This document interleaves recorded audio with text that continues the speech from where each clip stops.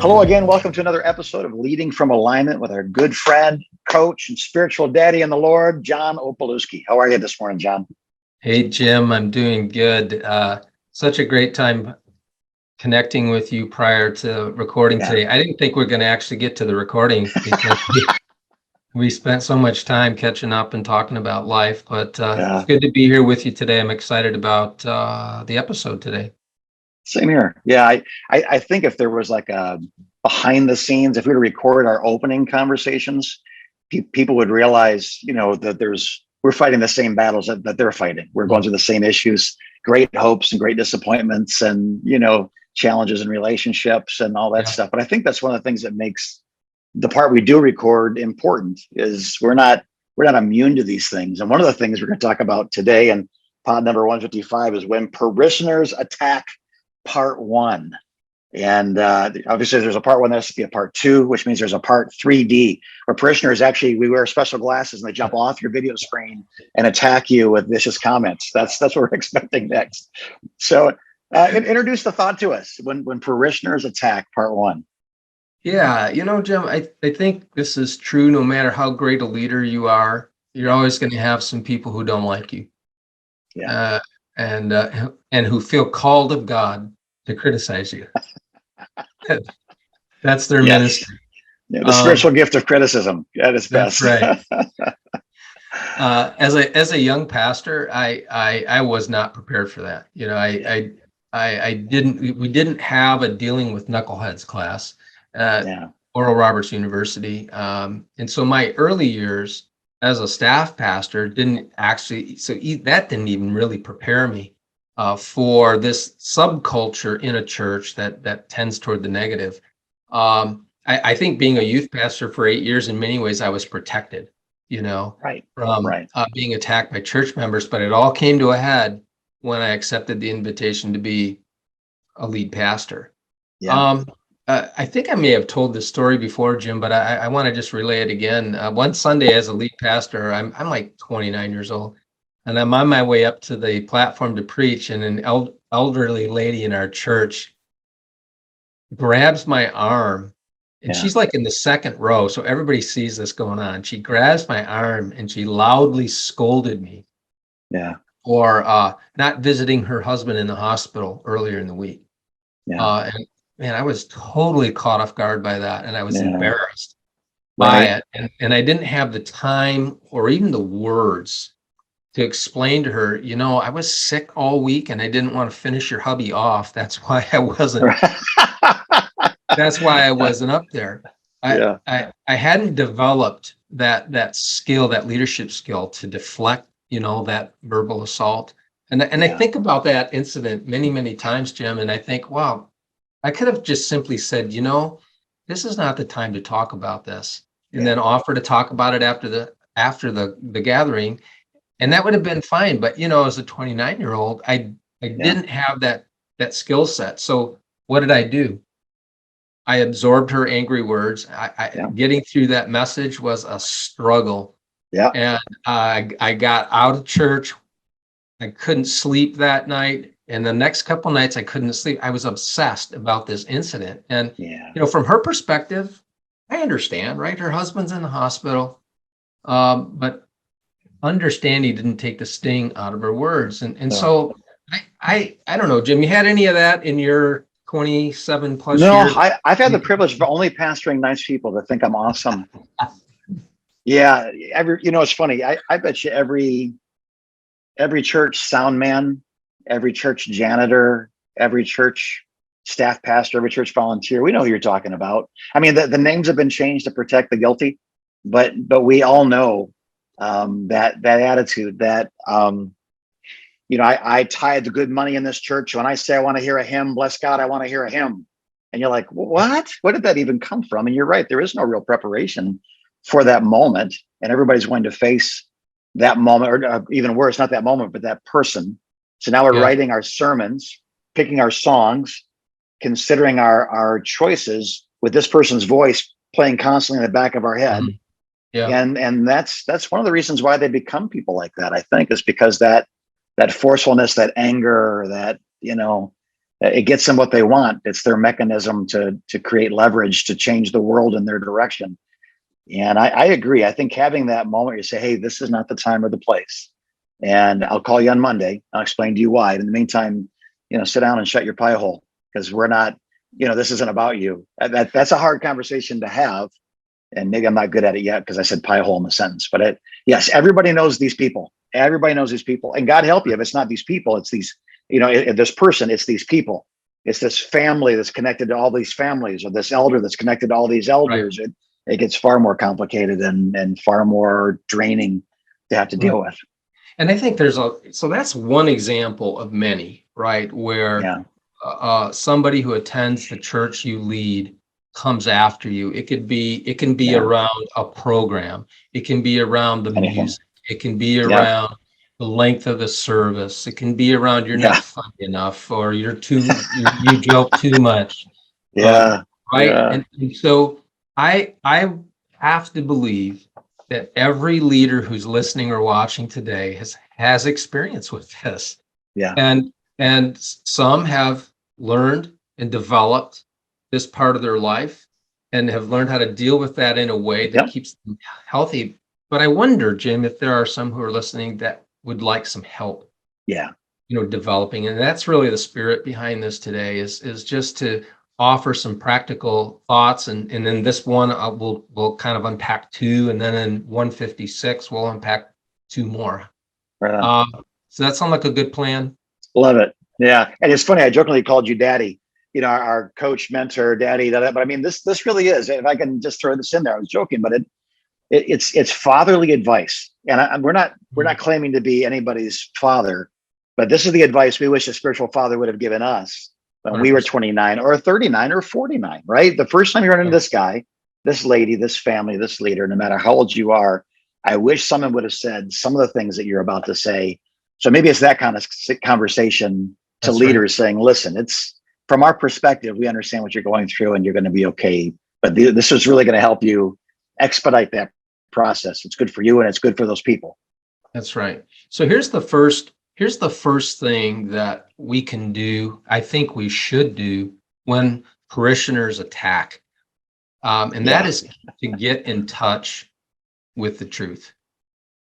Yep. Get in touch with the truth. Most of the time, I think this is true, Jim, that when parishioners attack, it has to do with personal preference and not principle, not truth. But that being said, I wish that somebody had told me as a 29-year-old leader, John, when somebody does that, here's a good first step. And that is to ask yourself, is there any truth to what they said? Yeah. Get in touch with the truth. They may have packaged the words poorly, but maybe there's a kernel of truth somewhere in that verbal barrage that will be useful to you. What do you think about that first one? Get in touch with it. Yeah, I know there's other parts of this too, because I've read the notes he had prepared for this.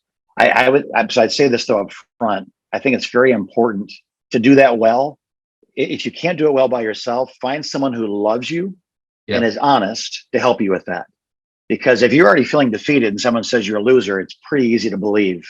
So the truth is, I'm a failure. The truth is, I didn't visit their husband. I'm a bad pastor. Like, well, that's not the truth. Someone who loves you, whose goal is not to tear down somebody they're angry at or hurt with, but someone who loves you that wants to build you up in the truth.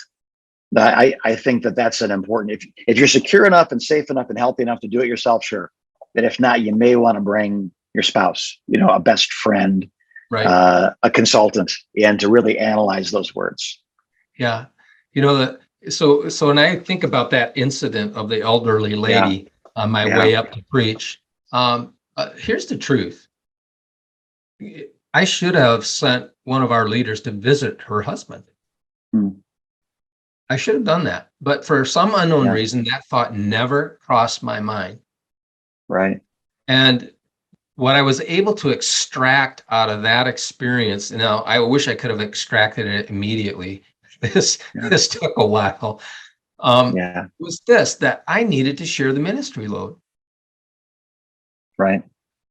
I was, I'm a 29-year-old first time lead pastor, and I have this unhealthy idea that I've gotta respond to every need that presents Right. itself to Right. me, and so I think criticism can be actually a growth opportunity for us. Yeah. God can use people. I learned a lot from professors who didn't always package the words right. Right. But they had something to say. They didn't say it the right way all the time. And I think my Yeah. natural reaction, Jim, is when the words come in a wrong package, to react, right? To get Yeah. defensive, to totally dismiss what's being Yeah. said. And I'm not sure that's a good strategy. I think when parishioners attack verbally, especially, I think maybe a better strategy is to extract the truth and then forget the rest, right? Yeah. Right. What do you think about that? Yeah. I think that you're absolutely right in what you're saying. Having the emotional maturity to be able to do that well, um, is a good exercise, right? A good Yes. strength to develop. So once you calm down, even just a dry erase board or write down what were the thoughts, you didn't visit my husband, you're a bad pastor or whatever. I'm a bad pastor, cross that out. I'm not a bad pastor. I had a bad week. I was sick, but I didn't visit her husband. So how can we strengthen the ministry portfolio of our church to include when There you I'm go. sick or I can't do it or there's too many of them for as many as there are of me, to develop those ministries? I think that's a good exercise. I think there are enemies. I want to say this the right way. There, a wounded sheep and a wolf have a lot in common. Mm, They both attack. They both bite. They both got blood on them. One is your blood. One is the wounded sheep is their blood. It's hard to know the difference, is what I'm saying, between yeah. a wounded sheep and someone who's just trying to destroy you. And they Yeah. both sit in congregations every That's Sunday. interesting. And so to discern, is this an attack of the enemy? Is this a wounded sheep? Those are two Yeah. completely different responses, right? That's But I interesting. also think it's true. It's strange. I'm going to just contradict what I just said in some ways, but your enemies will be honest with you in a way your friends will not, because they're Mm, trying to destroy you, but they're trying to destroy you with what is true. They'd rather destroy you with the truth than a lie, because you can refute a lie. So yeah. you're a bad pastor, may or may not be true, but you didn't visit my husband is true. I think what you had was a wounded sheep, and she's acting a little bit wolf-like. And so you Yes. you heal the wounded, and you cure the problem. You protect the sheep, or you grab a stick and you knock a wolf's head off. I mean, those are, you got to know, right? You got to know what you're dealing Yeah. with, because a wolf Right. comes to steal, kill, and destroy, and a wounded sheep is just hurt. And Right. you probably didn't do the hurting. She was probably disappointed with the last 10 people she called pastor, and she's just venting the last nine's failures onto the young man that's in Right. front of her. So it's, I think the assessing what's true is a great first step, and Yeah. and to make sure that you can do that honestly in a way that isn't self-defeating. Don't repeat the Of course. accusations of the enemy, Of course. but find what is true is a brilliant first step. Yeah. And I think the last comments you just made, Jim, about wounded sheep versus a wolf really Yeah. kind of lead into the next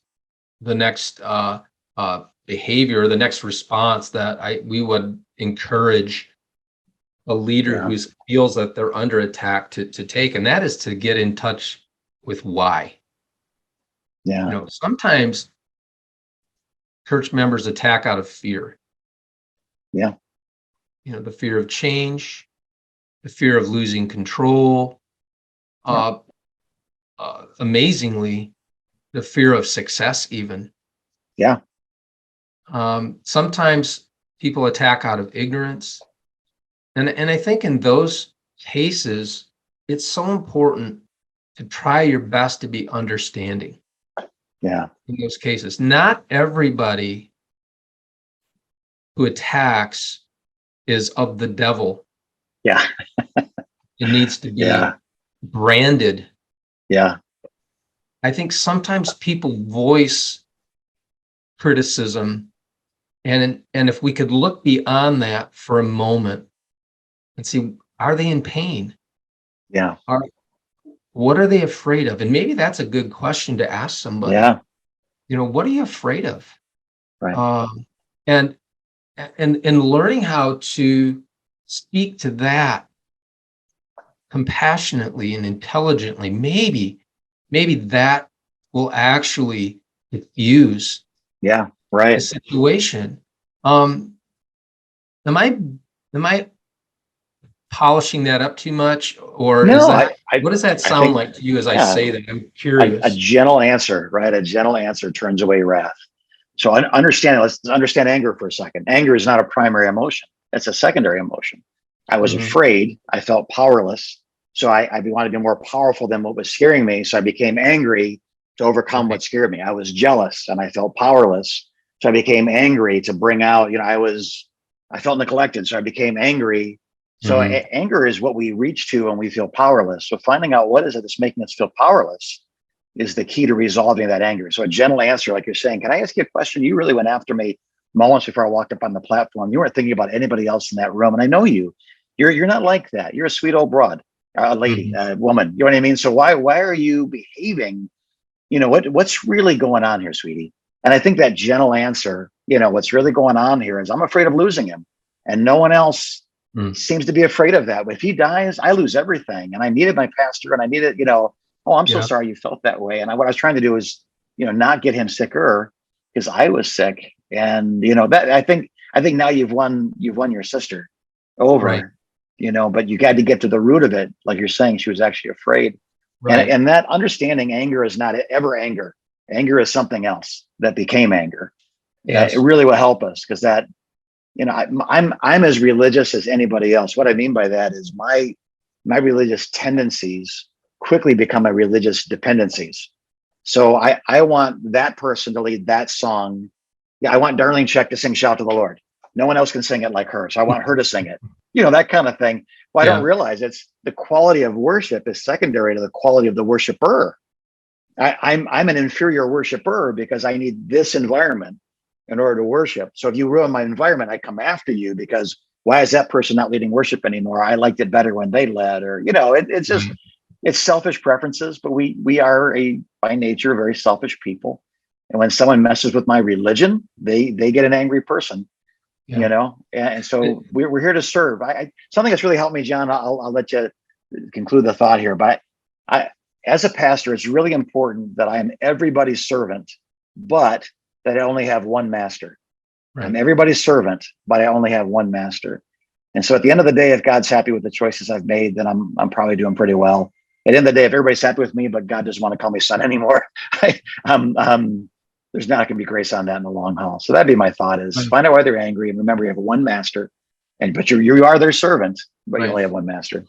And I think sometimes we'll be surprised what we learn Yeah, when we ask that question. Now, that being said, there are a few who attack just because they're mean, yeah, yes, and they want to hurt you. I don't understand that. That group, I've never understood that group, Jim, yeah, because Christians aren't supposed to behave that way. yeah, And if that's a wolf, right? That's not a yeah, wounded sheep in my mind. yeah, Somebody who's just out to destroy you, that's a right, wolf. yeah, And I think there is a different approach yes, to dealing with them. Uh, so if you ask the question, and it becomes apparent over time that this person has no interest in really tapping into the real root of their anger. They just want to make your life terrible. right, Um, I think that we're going to deal with those people uh, only when necessary, and yeah, refuse to take the bait and get into a battle with them. We've yeah, had conversations, we've had pastors who have come to us and said, there is a board member yeah, who, it doesn't matter what I do. I mean, he's on me, he's fighting. And yeah, I've tried every way I know to yeah, get him to tell me what's really going on there. And I said, well, what about this? This has been going on for a long time. Why don't you ask him this? Am I your pastor? right, And if he says no, and say, you know what? Life's too short for yeah, you to be part of a church where you can't call the pastor your pastor. Go find a yeah, church where yeah, you can call that leader your pastor. Yeah. That conversation actually happened. Yeah. I've had it. With one of our clients, that conversation actually happened. Yeah. And the board member said, "You're not my pastor." Yeah. And I said, "Good." Yeah.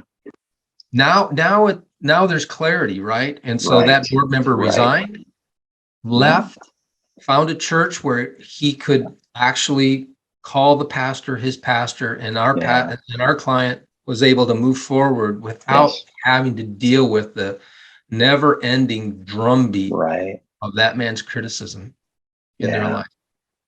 I had that conversation about a year into being here, and 26 years ago now, and I said it privately and publicly. If I'm not your pastor, and this isn't the vision that you have in your heart, then this is no longer your church. And I'm okay with that. Like, let's admit that. Let's admit that we don't all go to the same church our entire lives and have the same pastor our entire lives. There's been a drastic change in the culture of our church when I came in, and the age and the experience and the traditions and the values, those have all changed. So if I'm not your pastor, I accept that. I love you, and I release you with joy into whatever God wants for you. But if I'm not your pastor, then this is no longer your church. Let's be honest with each other, because you're not trying to kill me, but you are, and I'm not trying to kill you, but I am. Let's admit the fact that things have changed, and it's okay to change with them. And it was, I've learned, I think I've said this before, but you can say just about any mean thing with a smile on your face, and it comes out kind. If you say, if I'm not your pastor, then this is not your church. That won't help anybody. That people dig in their heels, but you say, listen, I love you, but if I'm not your pastor, then let's be honest, this isn't your church, and that's okay. I've also conceded I may not be the smartest, I may not be the most whatever, I may not be the most agreed, but the one thing that does set me apart is I am the pastor, which means before God, I have a different set of responsibilities than you do. I have to do before God what I believe is right. I don't have the luxury of compromising those things. So if we're not going where you want to go, or I'm not the guy to lead you there, God bless you. I love you. I'm not here to hurt you or hinder you, but this isn't the place for you anymore. And and I love the tone. I love the tone of that. I love the context of that. And that's and I want our listeners and watchers to hear that. Right. We're not suggesting that you go off on people. No, you do. This has to be done with a pastoral flair. Yes. Yeah. And so, but it has to be done. So Jim, when parishioners attack, I want to encourage our listeners, because I know we're butting up against time here. I want our listeners and watchers to let these first two behaviors guide their response. Get in touch with the truth and try to get in touch with why. You'll be healthier, happier. And I think you might even find yourself thriving in the face of criticism. I think it can actually help you grow. These two simple behaviors. Now, in the next pod, we'll unpack two more, and that, I think, hopefully will give a nice, well-rounded discussion around this most common problem that pastors face. Right on. Well, John, thank you for your wisdom. I know that this comes from both your personal experience, but also the experience of hundreds of people that have said, my church is deacon possessed. You know what I mean? Or I have there's this one family, or there's this one person, and it's funny how 5% of the people we serve can become 80% of the energy that we put into a distraction. And so the courage and the wisdom to deal with this, I think the courage comes from the wisdom. So thanks for sharing what works, what's biblical, what's right. And if some of them are to say, I think this is what I want to do, but I'm lacking the courage, I have found that another voice, a confirming voice, may be helpful. Do you agree with that? That people sometimes have a plan to deal with it. They just need you. They need someone else they respect. So if we were to have this conversation with you, what's the best way to get a hold of you to spend some time and talk about this? Yeah, and I would say anybody on our team can have this conversation with somebody who needs help. The best way is to reach out to us at our website, convergecoach.com. Click the contact us link. You fill out a little form, and it gives you 30 minutes with somebody on our team for free. and we'll sit and listen, and maybe that's all you'll need is 30 minutes, and you'll be fine. But you may decide at that point, wow, I'd like to spend a few sessions with you, and then we could talk with you about what that looks like. But that's the best way. It's real simple. Yeah. Good. All right. Well, God bless you, our dear listeners and watchers. We're here for you. We love what you're doing, and we love being a part of it. So if we can help in any way, let us know. In the meantime, God bless you. It's Tuesday. You haven't quit. You're still in the game. So keep going and have a great week as you continue to lead from alignment.